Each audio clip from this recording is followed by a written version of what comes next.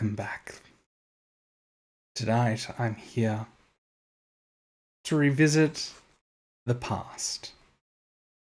We've hurtled back in time, all the way from where we were on the cusp of an invasion by the Phyrexians to hurtle back in time to an invasion where we're on the cusp of an invasion by the Phyrexians. Anyway, this is the Brothers' War.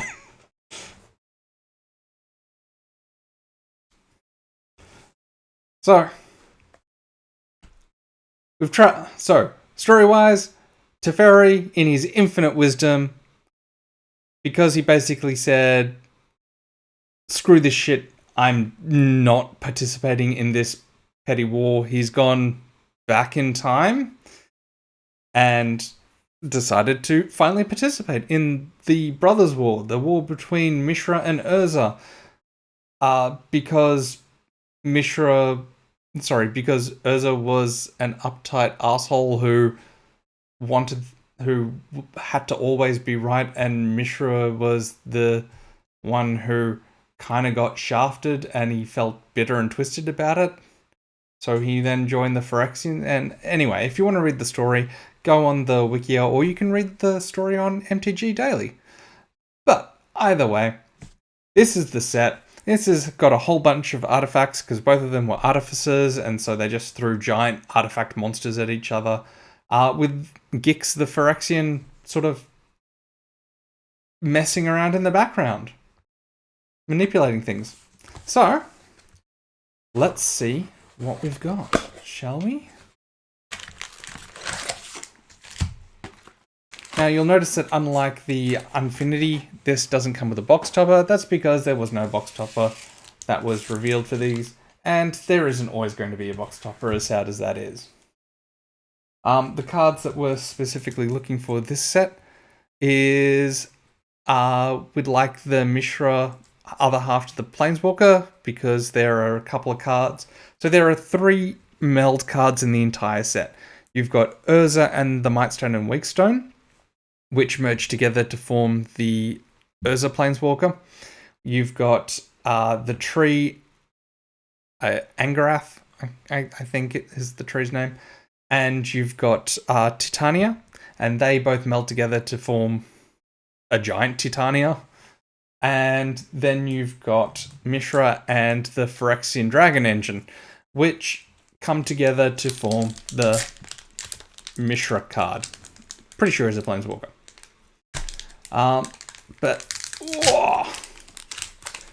But like we've been doing in the past, what we'll do is I'll just quickly skim through the uncommons before we move on to the juicy stuff. Unless there's something that completely stands out. So we'll just go. And we've got the uncommons. One of the new keywords is prototype, which I actually really enjoy. It's great for drafting, because you can either pay 8 if you have it, or you can pay the 3 and you get less power, but it's still got all the abilities. And I actually really enjoy prototype. I think it's a great choice. And then we've got the Mech Land, which has got a mech in it. Now, our first... of course. So we've got a mythic, which is the Clay Champion, which is nice. But I really, really am looking for... the mythic I'm looking for is Portal to Phyrexia, because I kind of need it for a certain deck that may or may not be hated on, just because as soon as people see the commander, they go, yeah, no, you're not living past turn 3. I mean, I don't see what's so wrong with Eldrazi. They're perfectly fine, and turning them into Phyrexian Eldrazi has always been my dream, and now I can do that.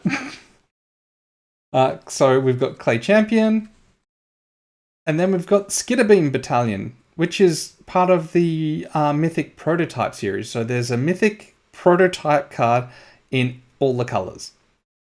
And this is one of them. Then we've got the Commander card, which is the Archimandrite, which is, it's not terrible. It's not great, but it's definitely not terrible. And we're going to put them to the side. Now, one of the really fun and interesting things that I think they've done is they've got all these artifacts from the past, like from past sets, like Ichor Wellspring definitely was from Mirrodin. And they've done them in the retro art. And you get one of these in each pack. And that means that they're draftable, I'm sorry, I just really like the idea because it's so good. It means that they're draftable, but they're not in standard, but they are draftable. And it's also good for pimping out your EDH deck, if you want, like I have been. So these are welcome. It's also nice to see that some of these cards are getting reprints because some of them have been hard to find, like Mind's Eye, which is available in this. Like, I can barely find it at my local game store. So it's really nice that there's a reprint because that means that there's more floating around. So we've got these old traditional ones. And we've also, so you got the standard art and then you got the sketch art, which I really, really, really, really, really, really, really like. I think they're cool. And then, of course, the gimmick is Transformers. Robots in disguise. Yeah, so they're Transformer cards. They are few and far between so they're only collectible in the set boosters and the collector's boosters. They are few and far between in the set boosters, but you're guaranteed one in each collector booster. And there's 10, 12 of them, I think. So there aren't that many, but it's a nice crossover, and being as it's the triangle, it means that it's part of the quote-unquote Beyond Worlds. It also means it's a secret lair, but if you get it in booster, is it really a secret lair? But anyway. Yeah, so they are legendary artifact creatures, robots. You can pay for it's more than meets the eye. So you may cast this card for it's converted, and then of course, if you pay for it's converted, I believe it comes into play on its other side. So, which is this. Which has the new thing of living metal, which is basically as long as it's your turn, it's a creature, which means you don't need to crew it.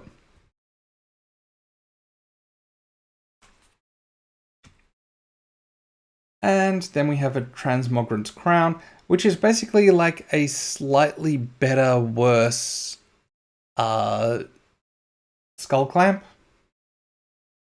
I mean, it costs 2 and you can equip it for 2 or 1 black. I mean, it's not bad, it's just not... Yeah, it's nothing untowardly amazing. And I'm going to stick those over there. And then, of course, we have the Power Stones, which enter play tapped and can only be used to cast artifacts and... well, it can't be used to cast a non-artifact spell. Which is frustrating, especially since they enter play tapped. But I get it. But there are a number of ways to produce them, so there's really not much to complain about. And it's a way, it's like Decay, which was the R&D's answer to wanting to create more tokens more efficiently and quicker, like making tokens cheaper, basically. And the way that they did that was with Decay, and now they're doing it by limiting what they can do with the tokens created. Wow. So we've got more artifacts. We got a Jaeger. Dun, dun, dun, dun, dun. Yes, I know that's the wrong one, but Queen Kyla bin Krug. And then, of course, we have a Titania's Command. Woo! Look at that beautiful art. That beautiful art. And what's nice is that there is a cycle of 4 commands. You have Mishra's Command, Urza's command, Titania's command, and Gix's command. Oh, wait, no, and I lie. And there's Kyla's command, which is the white one. And each of them are commands, and they all do fun things. I believe Titania's command is the one that does the least, though. Exile target player's graveyard. You gain 1 life for each card exiled this way. Actually, you guys can probably read it. But search your library for up to 2 land cards, put them onto the battlefield tapped, then shuffle, which isn't bad, but you're paying 6. And create 2 green bears, and put 2 +1/+1 counters on each creature you control. So you can get 2 lands into the battlefield tapped, and 2 +1/+1 counters on each creature, which isn't too bad. I mean, there are other things you can do, but again, most of the commands are really good, but it's generally dependent on the board state at the time. Then we have a Glint Raker from the commander decks. Nice foily Foundry Inspector. Oh boy. Another Equal Wellspring this time. Oh, you can actually see how... So for those of you who can't see, you've got a little pictograph here where a guy is reaching out. The Eco Wellspring is growing, attaching to itself to his arm, and then he pulls his arm away and he doesn't really have an arm anymore. That's actually kind of nice. Kind of funny. Inspiring statuary. RC, the Sharpshooter. And got RC Acrobatic Coupe. And then, of course, we have a foil Blade Coil Serpent. Yay! It's not... Look. There's only a few mythics that I am actively excited about. Like, Gix is one of them. Mishra and the... the Mightstone and Weakstone is a rare. The Phyrexian Dragon Engine, all that kind of stuff. They're all good cards, and they're all cards to be excited for. But the problem I have is like a lot of the other ones, like the Blade Coil Serpent, really wants you to spend multiple colors. Like this is it's 6x, right? So when it enters the battlefield, for each 2 blue to cast it, draw a card. For each black opponent discards a card, and for each red it gets +1/+1/+0 and trample and haste until end of turn. And it's like, it costs 6, so they're hoping at minimum you're spending 2 blue, black, and red. And then anything else is just icing on the cake. And it's like, because it enters the battlefield, it does its one thing, and then it's a 5/4. Yeah, it doesn't enter the battlefield with +1/+1 counters. It doesn't come into play with a permanent ability or anything like that.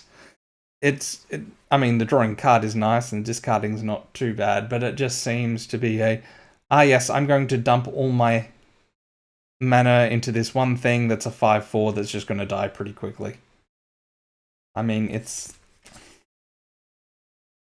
just feels like it shouldn't be a mythic at that point. I mean, I understand why it's a mythic, but it definitely needs that little bit of oomph. Like, make it a 6/6. 6/6 would be nice, because then you're giving it +1/+0 and trample and haste till end of turn, and it's drawing you cards back, and it's... But I think just the fact that it's a 5/4 means that it's pretty nixable. Like, you can just... not really a braid. What is it? Well, most things now generally deal 4 damage too. And we have a reprint of Blast Zone, because all my Blast Zones have somehow disappeared into various decks. So I'm really glad that they're reprinting Blast Zone, even though it first debuted in War of the Spark, which wasn't too long ago. Speaking of the command, we have an Urza's command, which is actually not bad.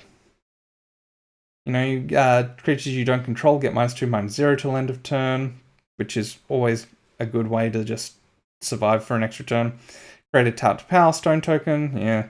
Create a 0/0 colorless construct with this creature gets +1/+1 for each artifact you control, which is pretty good and can save your life in some. And then scry 1, draw a card, which is always good. Hop to Shop. Oh, I don't think I've seen this card. Whenever one or more creatures you control die in white, draw a card. This ability triggers only once each turn. And then, of course, 2 white, tap, create a 1/1 Thopter. It's not bad. Not good. It's just meh. Because white doesn't really... Like, white cares about things dying and usually cheap things dying. But it's sort of... Yeah. It's not a bad card. It's just that there are better cards out there. Swiftfoot Boots in foil in the design. That's I'm putting that away. That's going in another deck. I have a number of decks with Swiftfoot Boots, and that's going in that one. Soul Guide, Quicksilver Amulet. Nice. That's also going in another deck. Cyclonus the Saboteur. Mwah. Yep. So as you can see, it's actually not too bad. I mean, the cards are nice, but I agree with most people. They either should have made these a secret lair drop, or... No, these should have been a secret lair drop. There are more than a normal secret lair drop, but you can just make it that much... You can just make it that it's an outlier. Thorn of Amethyst, which is nice to see again. But yeah, you could just do another secret lair drop, or even better, you can have like a secret lair where it's like one is for Decepticons and one is for the Autobots. Wow. Okay. I haven't watched them in a long time. Okay. But yeah, one's for Decepticons, one's for the Autobots, and then of course you can get one they're both together. I mean that makes some sense. So it just seems a bit weird that they stuck it in, and I get their reasoning that it's an artifact set, but it just does feel a little bit out of place, and maybe it should have. But now that one looks like a proper Jaeger. And then we have Drufner, founder of Nat Lam, which you may have seen referenced in a few cards that are highly sought after. Full art Battlefield Forge, because the Painlands are back. Not the Shocklands, Painlands. So the Shocklands are when they enter the battlefield, they'll either deal 2 damage to you or they enter the battlefield tapped. Painlands are constantly dealing you damage because you need a particular color. They're also pretty good. Ashnod the Uncaring from the decks, commander decks. The Self-Assembler. They assemble self. Millstone! How the Millstone actually works. And where it's located. Oh, okay. Oh, that's quite clever.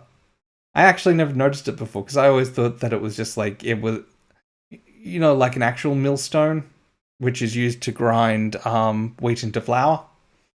I always thought that it was just like a play on that. I didn't realize that it at one point was a mountain and they installed it in and then it's slowly worn away at their head. That's kind of cool. Hey, Sundering Titan. Hello, Sundering Titan. Too bad you're banned in EDH. Oh. Okay, yep. So we have Blaster Combat DJ. Because why not?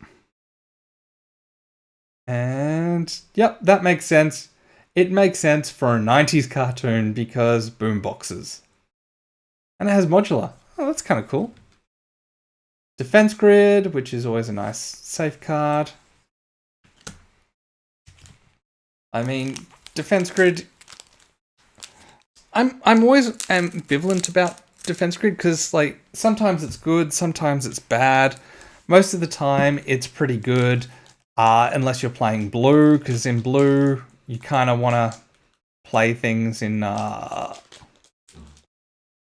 during your opponent's turn, like all your counters and everything. And also, it's iffy in black, because also you want to kill things as soon as they hit the board, so that makes some sense. And of course, we have a reprint of Monastery Swift Spear. Everyone's been looking for this. Not because it's a good card, but mainly because it's excellent in draft. Because it's a 1-drop 1/2 with haste and prowess. So people really like this in draft, and they're happy to see it back. And I believe it was also briefly pretty popular in standard, and then got phased out because, well, there's usually better stuff in standard. Not saying that that's the case, I'm just saying that usually what happens is people find a way to quickly remove it, or it lasts for a little while and it tends to be a staple, but it tends not to be a focus. Eldon. Full art visions of Phyrexia. Look at that art, man. Dominic Mayer. Dominic Mayer is my new, not my new favorite, but definitely up there in the top 5.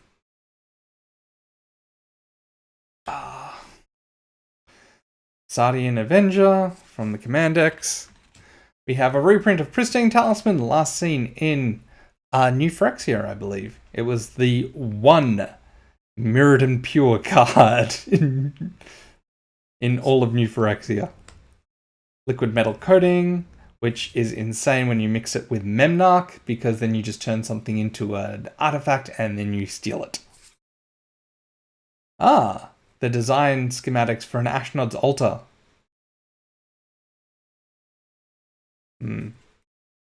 Flame War, Brash Veteran. Flame War, Streetwise Operative. Ooh. Yeah, I think these would be much better as just a regular, like, buy the Decepticon Secret Lair, buy the Autobot Secret Lair, and the design schematics for a Phyrexian processor, so you can actually see the Phyrexian inside. That's really cool. Man, I really love these schematics.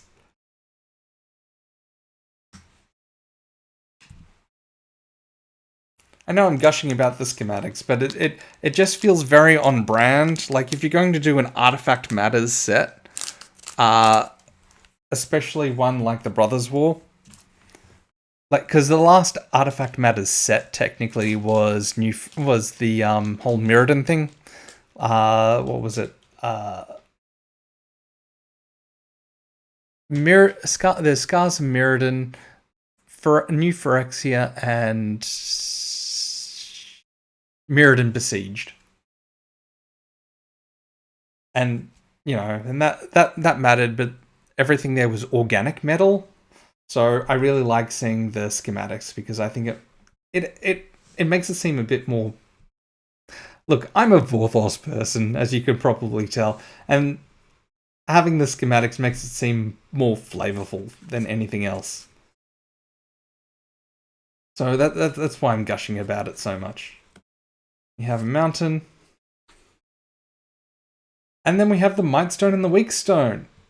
So this actually isn't a terrible card. I mean, it looks pretty okay, because you're paying 5 and you get 2, but it can only be spent on to cast artifact spells. But when it enters play, you can draw 2 or -5/-5 till end of turn. Now, it seems counterintuitive, but it actually is pretty good to draft this card, because that -5/-5 can just become removal, straight up removal. So that's why I'm like, yeah, I can use it to draw cards, I can use it to -5/-5, and if I happen to have Urza, it melds with the bottom half. Yeah, look at all those abilities that Urza gets if you meld him. But to meld him, you need to pay 7. So it's not exactly a cheap meld. Tokassia's welcome. Wire Surgeons. Human Artificer. Fear. Each artifact creature card in your graveyard has Encore. Its Encore cost is equal to its mana cost. Ah. Okay. Sure. So I can't remember what Encore was. Encore was when it dies, you can pay its Encore cost and it comes back and then it's exiled. I think because it's not Unearth. Unearth is you can pay it for its cost in the graveyard, and then it comes back and is exiled at the end of turn. Pristine Talisman in the schematics. Schematic Bonesaw. Phyrexian Revoker. Oh! So this is like... I don't know how to put it. I believe this is supposed to be like... Yes, it's alternate art, but it's supposed to be alternate reality type. I think they called it like a smashed art or something. So this is Ultra Magnus Tactician.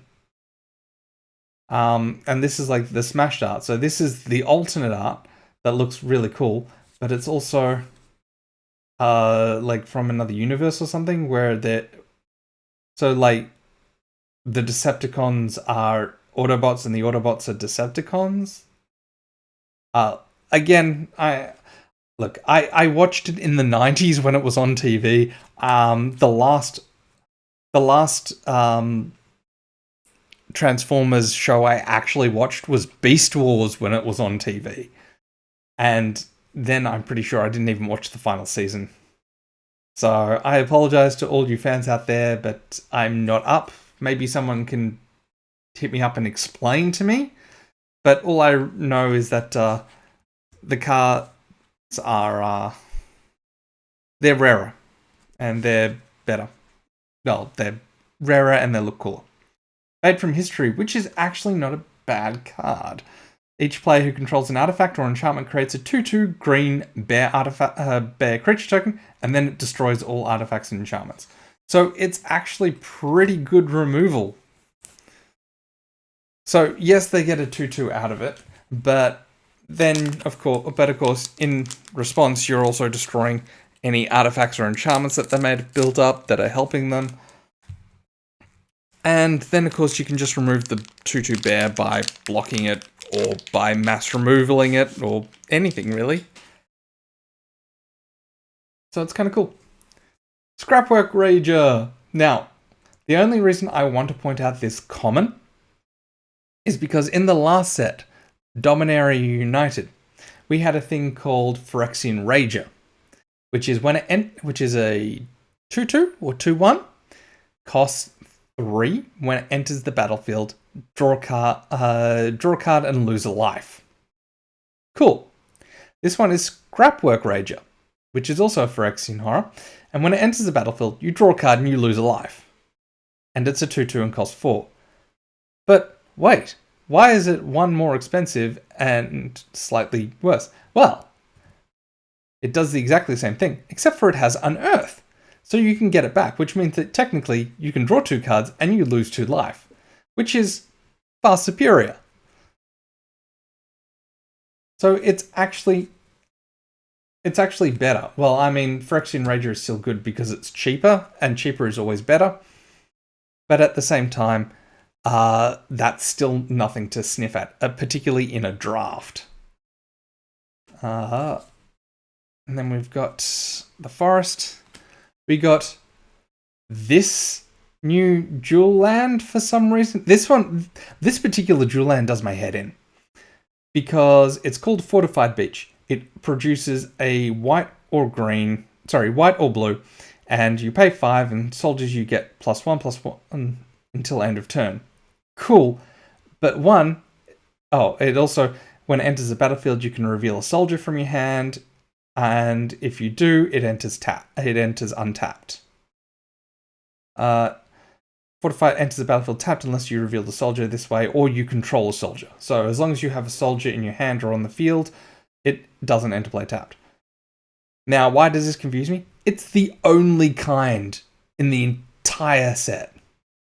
And we're not going back because we have Dominaria Remastered, which should be a mashup of this, Dominaria United and Dominaria, the previous one. And then we go straight into March of the Machines.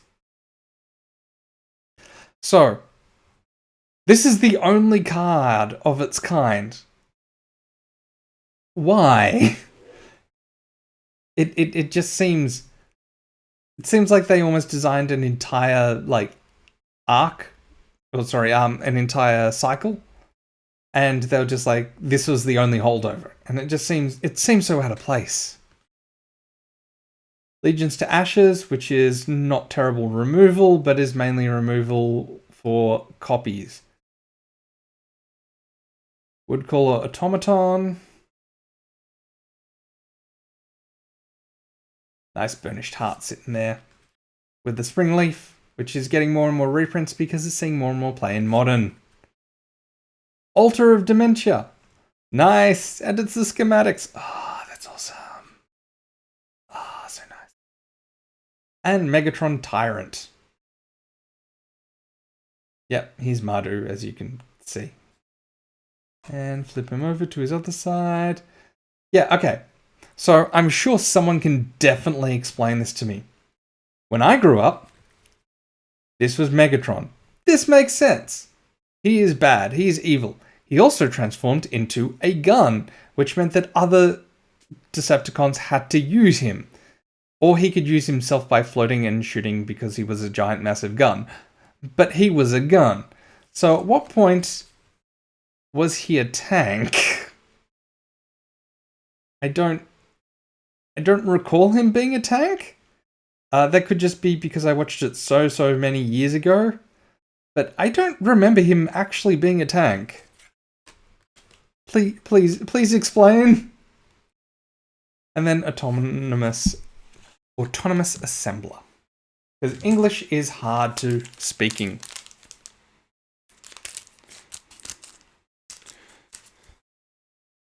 Ooh. Sorry, you can probably hear the scissors, and that's because collector's boosters packets has always been a bit of a bane for me because, well, they're some sort of plastic aluminium blend that makes it really hard to open by hand. And demolition field, which is nice to see. Stasis coffin, which I've spoken to a number of people about stasis coffin, and everyone seems to be on the fence because it seems very situational, but in that situation it's very good. Because you pay to exile and you gain protection from everything until your next turn. So it's sort of because it won't protect you from board wipes because it's you gain protection. Which means that anything that says target, but if it says each opponent or each player, then you're still going to get hit. So it's it's sort of situational. It's very strange. Yes! We have a portal to Phyrexia, people. People. We can now have our Phyrexian Eldrazi. Look at it. I'm really happy. That's going in another pile. Sorry, people. March of Progress? I want to say that that's a reprint, because I vaguely remember well, it's got Overload, which is from Ravnica.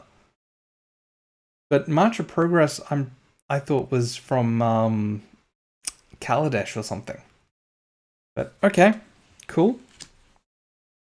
Chromatic Star. With Boots. Well-of Dreams, Optimus Prime, hero. And of course he's America, because why not? I mean,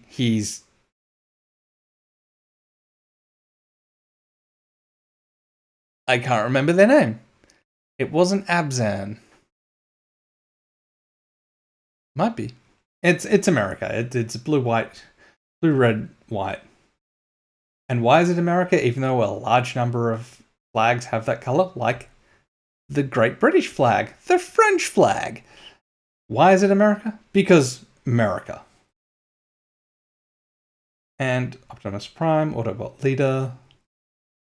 Transformers, more than meets the eye. Precursor Golem, which I think is somewhat underrated. It's actually not a bad card. It's just that it doesn't really need to be used as often.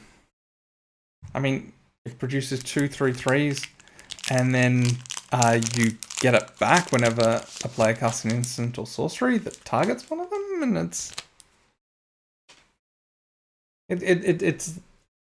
not bad. It's just not that good. Hey, it's a giant mole horror. Ravenous Gigamole. Yes, that's right. It's a Ravenous Gigamole. Lay down arms. What? Okay. I feel like I need to explain this.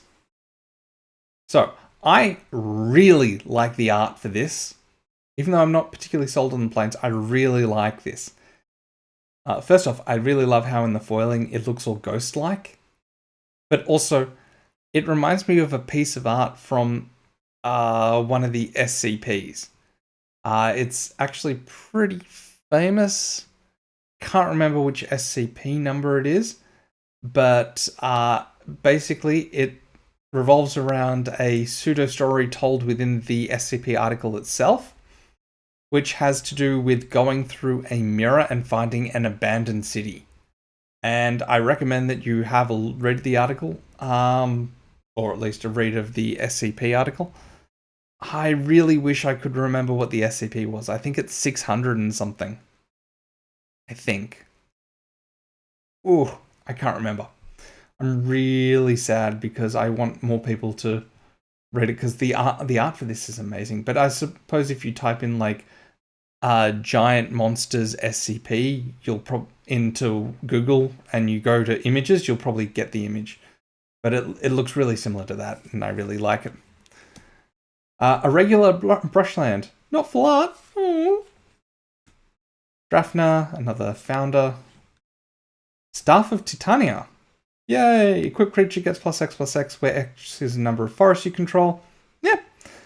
Equipped creature attacks, create a 1/1 green forest Dryad land creature token. It's affected by summoning sickness. That's pretty cool, actually.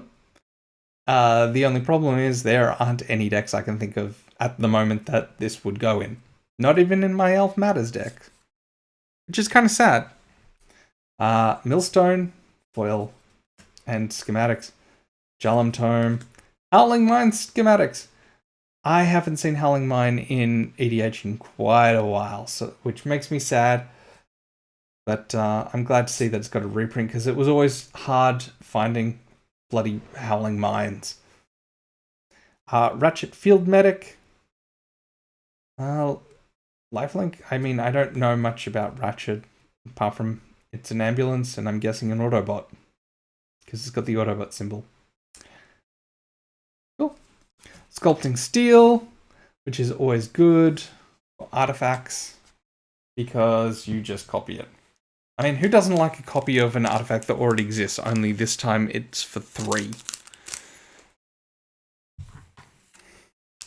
I mean, the only downside is you can't copy legendary artifacts. But my portal to Phyrexia is not legendary, which means that I can copy that, which means I can keep getting back creatures. Thraxodemon. I love that. Thraxamunda. Ezra Mishra went the only denizens of Terracier to cover the Power Stone's energy. Yeah, okay. That's fine. It's story that isn't really story because they're not explaining or divulging anything. Giant Flea Swamp. Thran Spider.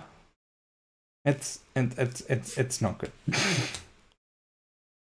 Transmogrant Crown. Again, I think that's pretty cool.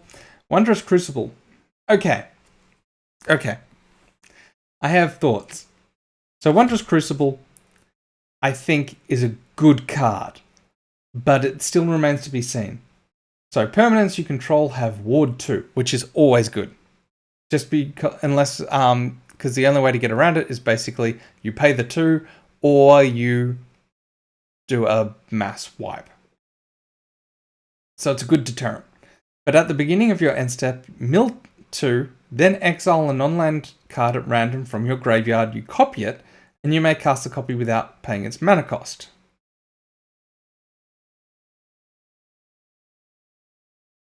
So, why am I on the fence about this?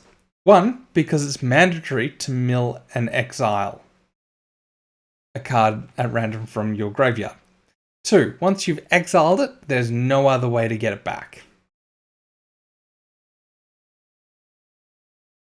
The good thing is that it says exile and copy, which means what you can do is if your commander's in the graveyard and it gets chosen, you can choose that card, you copy it, and then you choose that it goes to your command zone. I'm sure someone will correct me on that, but I'm pretty sure that that's how it can work. But at the same time, it's mandatory. You can mill yourself out. In EDH, that's less of a problem, but still. But the other thing is that also you're exiling your graveyard. So if you have some way to shuffle your graveyard back into your deck, then this is actually a pretty bad card. Schematic Ornithopter. That's cool. Schematic Self-Assembler. Schematic Ornithopter for those of you who want to build an Ornithopter at home. Psychosis Crawler. Always good, even better in draft. Soundwave. Esper. Decepticon. Nice. Soundwave Superior Captain. Yes. I'm sorry, out of all the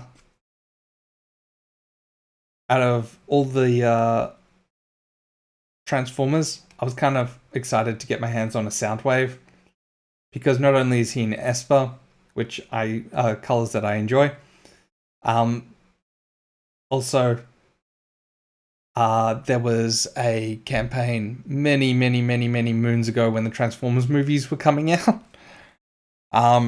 that people were going around to the movies with like signs or dressed up as Soundwave going, when do I get my chance? So I kind of, it harkens back to that. What can I say? I live on nostalgia.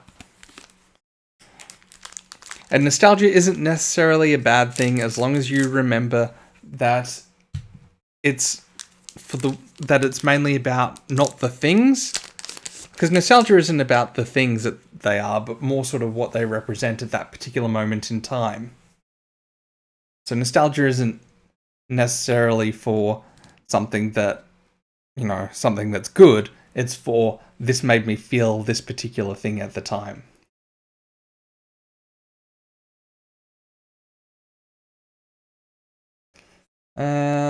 More caring about soldiers, which I like. I like that they sort of went the whole sort of, we want to do tribal soldiers, but at the same time, there aren't really enough soldiers to support it. Because you'd need smatterings of soldiers in the previous set, and as well as this set to sort of support it, especially in standard.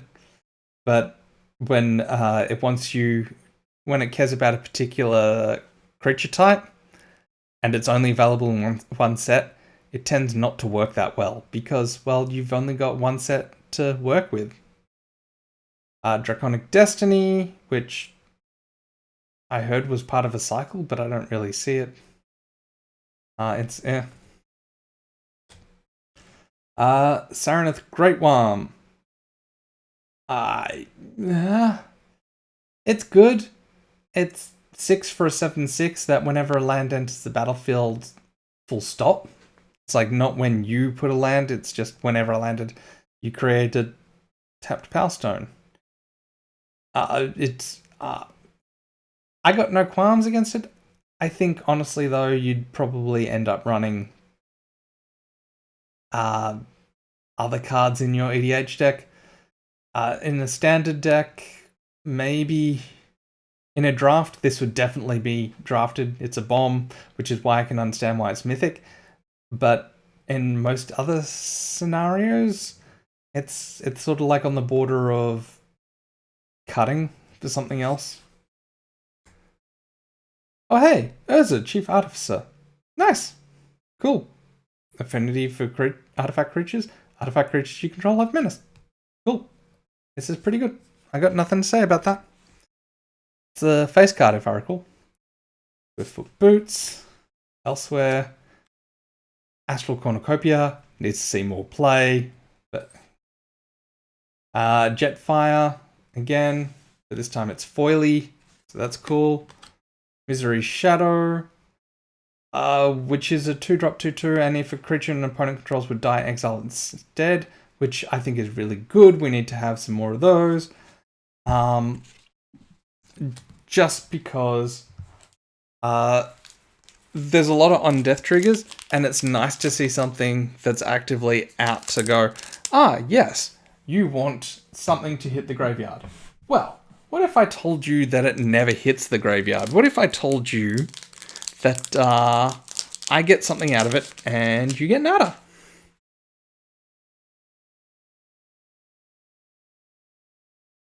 And then we have some more. We got what appears to be a field tiller.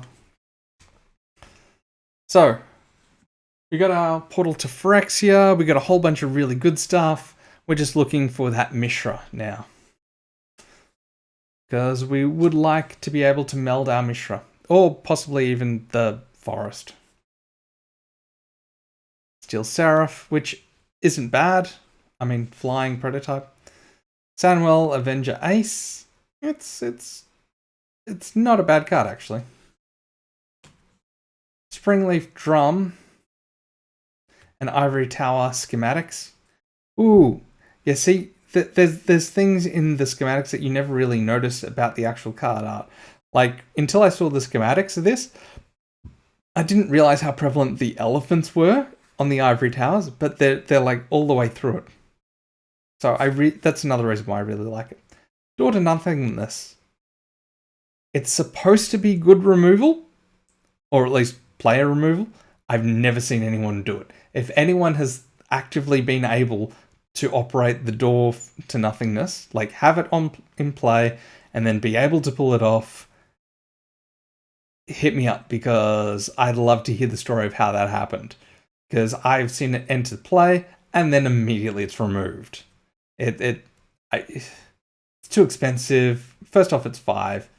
And it's too expensive. I've seen Keening Stone go off more often than Door to Nothingness. Sorry, not Keening Stone. Perilous Keening Stone? Something like that. Starscream, Power Hungry. Yep, because it's Starscream. Everyone loves Starscream. And the last card is a foil Stasis Coffin. So, that's it. That's the Brothers War. We got some pretty sweet Transformers. We've got some very nice mythics and rares.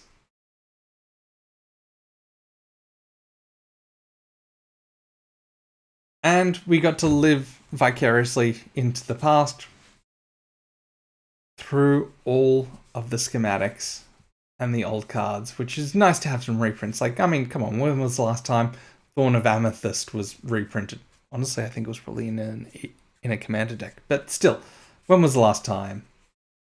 And it's nice. And I love how they've done the old brown art for them.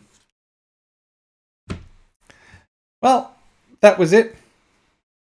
Thanks for sticking around.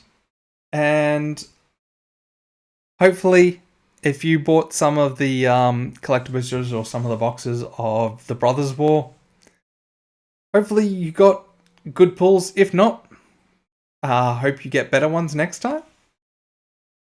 I'm always open to hear any stories about good pulls that people had. or even just EDH stories about some come from behind wins. But that was the Brothers' War. Stay tuned. I'm still umming and ahhing about whether or not to get the jumpstart and get the Dominaria remastered. We'll see what happens. But if not, then I hope to do something super cool for March of the Machines, because aside from Eldrazi, Phyrexians are my jam, and I love everything to do with Phyrexians. I have a Yawgmoth EDH deck, which has a whole bunch of Phyrexian cards. Yes, cards with Phyrexian text and everything. And I have Atraxa and one in each of the Praetors and all that. I love Phyrexians, so I'll probably do something stand out amazing, or try and do something amazing with some friends for March of the Machines. But until then, I'll see you around, and may all your pulls be good.